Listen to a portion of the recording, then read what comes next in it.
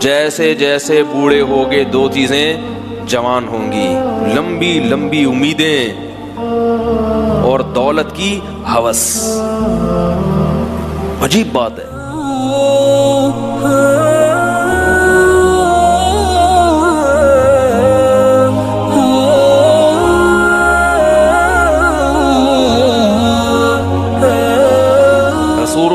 صلی اللہ علیہ وسلم نے فرمایا یحرم ابن آدم ویشب فیہ اثنتان الحرص علی المال وطول الامل۔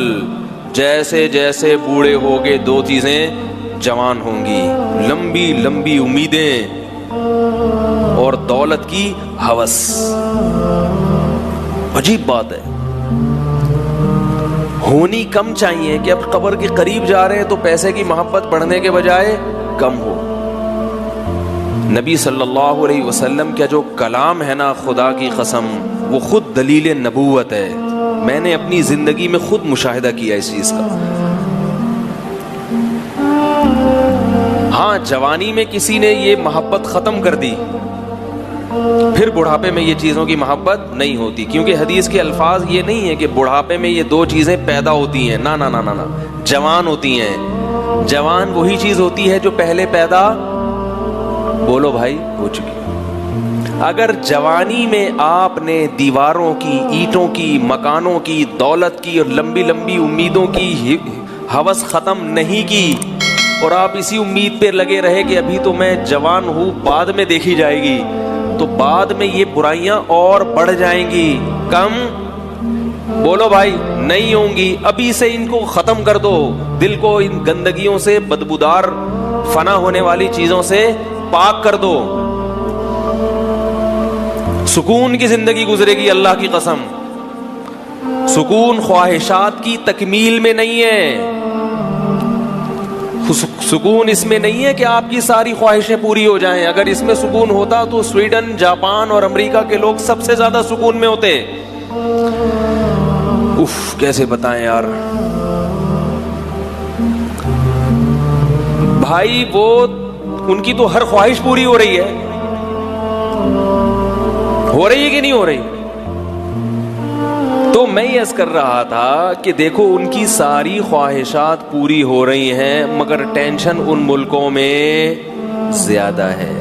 ریپ کے واقعات، قتل کے واقعات زیادہ ہیں وہاں پہ۔ تو بعض ملکوں میں جو نہیں ہے تو قانون بہت مضبوط ہے۔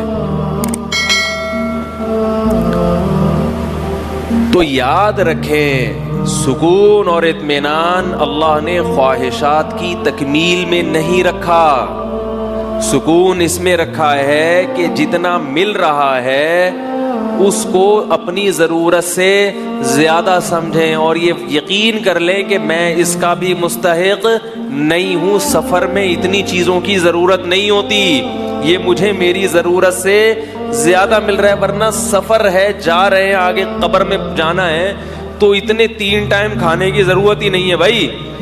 بھوک کی تکلیف سے حفاظت ہو جائے کافی ہے، سونے کے لیے کوئی چھپڑ میسر ہو جائے کافی ہے، خواہشات نفسانیہ مجھے زنا کی طرف نہ لے جائیں تو ایک آدھ بیوی مل جائے کافی ہے۔ کافی اتنی ہے، باقی شریعت نے ترغیب زیادہ کی دی ہے، وہ ایک الگ موضوع ہے۔ کہیں آپ سمجھے وہ کافی ہے تو اچھا، پھر تو ٹھیک ہے بھائی، مولوی صاحب کا تو سارے بیانات غلط ہو گئے۔ غلط نہیں ہو گئے، وہ شریعت کی ترغیب ہے، اس میں الگ مصلحتیں ہیں۔ گناہ سے بچنے کے لیے کافی ہے، عام طور پر بیماری سے جسم محفوظ ہو جائے، کوئی تکلیف نہ ہو، تو بس اتنا مل گیا، اب باقی سب کیا ہے، غریبی۔ رسول اللہ صلی اللہ علیہ وسلم نے ارشاد فرمایا، جسے 2 وقت پیٹ بھر کے کھانا مل جائے، 2 وقت، 3 وقت نہیں۔ حقیقی بھوک 2 ہی ٹائم لگتی ہے، اگر 3 ٹائم بہت دبا کے بھوک لگ رہی ہے تو پیٹ میں کیڑے ہیں، یقین کر لو۔ پھر کیا ہے، پیٹ میں کیڑے ہیں۔ ورنہ انسان کو جو تسلی سے بھوک لگتی ہے نا، خاندانی بھوک، وہ کتنی دفعہ لگتی ہے؟ 2 دفعہ۔ کھاتے سب 3 دفعہ ہی ہیں، لیکن صحیح بھوک کس طرح لگتی ہے؟ 2 دفعہ۔ تو 2 وقت پیٹ بھر کے روٹی، رات کو سونے کے لیے اچھا انتظام ہو جائے. اچھے کا مطلب گہری نیند آ جائے، ایسی جگہ میسر ہو، کیونکہ گہری نیند نہیں آئے گی تو سارا دن ٹینشن میں رہے گا، خوش نہیں رہ سکے گا. اور اگر شادی شدہ ہے تو یہی انتظام بیوی بچوں کے لیے بھی ہو جائے تو آپ، اور جسم کسی بڑی بیماری سے محفوظ ہو.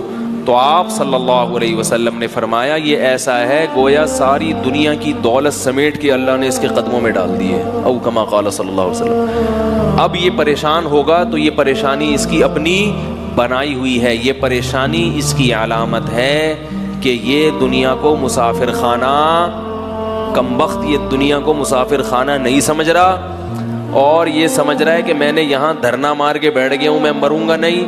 دوسروں کو دیکھ دیکھ کے جل رہا ہے، ہائے وہ تو اتنی بڑی گاڑی خرید لی، ہائے وہ تو یہ بھی کھا رہا ہے، ہائے اس نے تو 1000 گز کا بنگلہ بنا لیا، ہائے وہ تو امریکہ نکل گیا، ہائے یہ تو یہ ہو گیا.